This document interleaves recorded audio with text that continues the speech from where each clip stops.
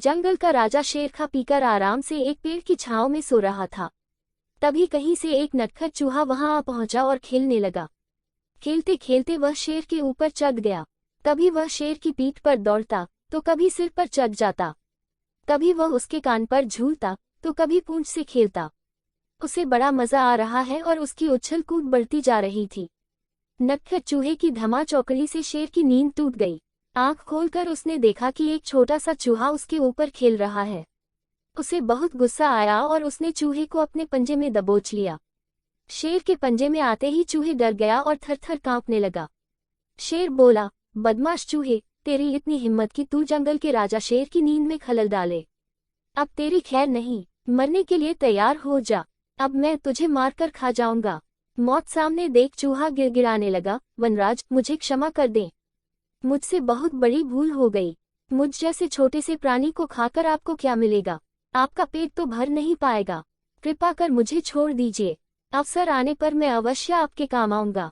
चूहे की बात सुनकर शेर हंसने लगा और बोला, मैं जंगल का राजा हूँ। मुझसे बलशाली इस पूरे जंगल में कोई नहीं। तू छोटा सा चूहा मेरे क्या काम आएगा? लेकिन फिर भी मैं दया करके तुझे प्राणदान देता हूँ। मेरी नजरों से दूर हो जा और आइंदा कभी मेरी नींद में खलल मत डालना। चूहा धन्यवाद कहकर वहां से चला गया। कुछ दिन बीते। एक दिन शेर जंगल में शिकार के लिए घूम रहा था कि वह शिकारी द्वारा बिछाए जाल में फंस गया।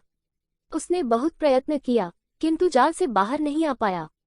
वह मदद के लिए दहाड़ने लगा। शेर की दहाड़ वहां से गुजर रहे एक चूहे के कानों में पड़ी। ये वही चूहा था जिसे शेर ने दया कर प्राणदान दिया था। चूहे दहाड़ की दिशा में गया तो शेर को जाल में फंसा हुआ पाया। उसने फौरन अपने नुकीले दांतों से जाल काट दिया।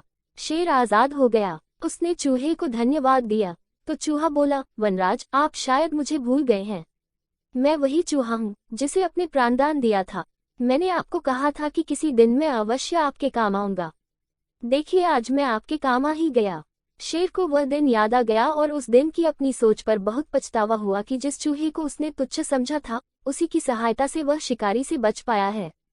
1. बाहरी स्वरूप देखकर किसी की योग्यता का आंकलन नहीं करना चाहिए। 2. उपकार कभी व्यर्थ नहीं जाता। किसी न किसी रूप में उसका फल अवश्य प्राप्त होता है।